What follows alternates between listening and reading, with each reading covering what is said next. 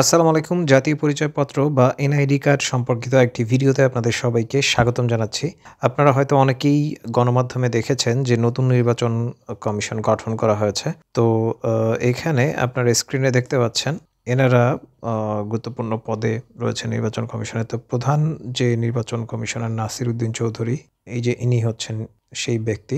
বেশ কিছু উদ্যোগ গ্রহণ করা হয়েছে জাতীয় পরিচয়পত্র সংক্রান্ত বিষয় নিয়ে। তো কি সেই নতুন উদ্যোগ নেয়া হয়েছে, যেগুলো আমাদের আমরা যারা রয়েছি সাধারণ জনগণের উপকারে আসবে এবং আ যে ভোগান্তিগুলা সেগুলা দূর হবে।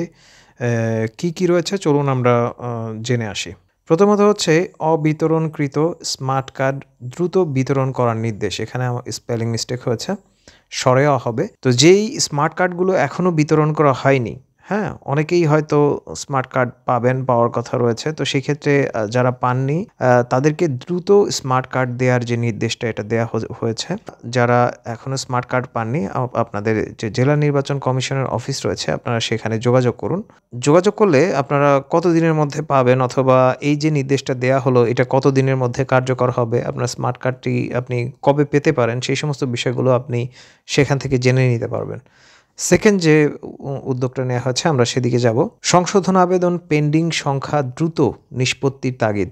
মানেটা হচ্ছে যে ৫ লাখেরও বেশি যে সংশোধনী আবেদন এটা কিন্তু রয়েছে।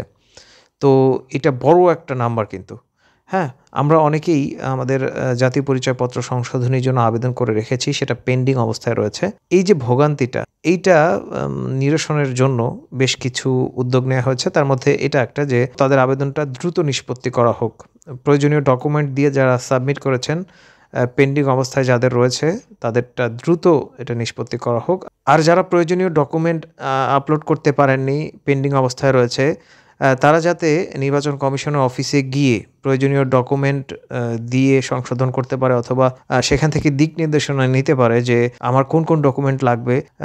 হয়তো অনেকেই না বুঝে আবেদন করে। হয়তো ভাবে যে এটা দিলেই সংশোধন হয়ে যাবে। দেখা যাচ্ছে যে সংশোধন হয় না। তো সেই ক্ষেত্রে তারা নির্বাচন কমিশন অফিস থেকে দিক নির্দেশনা নিতে পারবে যে আমি কোনটা দিলে আমার সংশোধনটা হয়ে যাবে। তো এইটা দারুণ একটা উদ্যোগ আমাদের জন্য।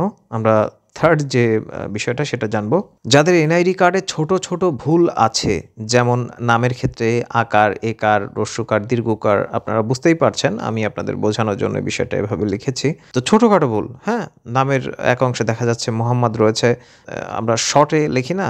তারপরে বংশীয় যে নামগুলা থাকে মণ্ডল, তারপরে হচ্ছে বিশ্বাস, এই যে বিষয়গুলো থাকে শেখ, চৌধুরী, এই যে বিষয়গুলো থাকে আমরা অনেকেই এগুলো ব্যবহার করি। অনেক ক্ষেত্রে এগুলো নিয়ে আমরা সমস্যায় পড়ি। তো সেক্ষেত্রে ছোটখাটো যে ভুলগুলো রয়েছে আকার, ইকার, হ্রস্বইকার, দীর্ঘকার, এগুলো যে ভুলগুলো রয়েছে এগুলো যাতে দ্রুত ঠিক করে দেওয়া হয় সেই বিষয়ে জোর দেওয়া হচ্ছে। আর থার্ড যে বিষয়টা সেটা আগেরটার সঙ্গে রিলেটেড, সেটা হচ্ছে আবেদন পেন্ডিং না রাখার নির্দেশ। এই যে ছোটখাটো যে ভুলগুলা রয়েছে সেগুলা যাতে দ্রুত ঠিক করে দেওয়া হয় সেই বিষয়টার দিকে জোর দেওয়া হয়েছে। তো দর্শক, আপনাদের মধ্যে আপনারা যারা জাতীয় পরিচয়পত্রের জন্য আবেদন করেছেন এখনো কার্ড হাতে পাননি, অথবা হয়তো কার্ড পেয়েছেন কিন্তু স্মার্ট কার্ড এখনো হাতে পাননি। স্মার্ট কার্ডের যে স্ট্যাটাস এটাও চেক করা যায়। আপনি অনলাইনে চেক করতে পারেন।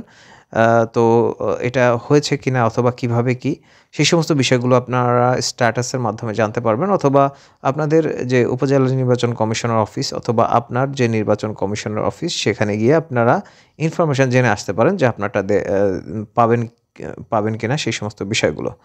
দর্শক, আশা করছি ভিডিওটা আপনাদের কাছে ইনফরমেটিভ মনে হয়েছে। যদি সেরকমটা হয় তাহলে অবশ্যই সাবস্ক্রাইব লেখা বাটনটা রয়েছে, ওটাতে ক্লিক করে সংযুক্ত থাকতে পারেন। আসসালামু আলাইকুম।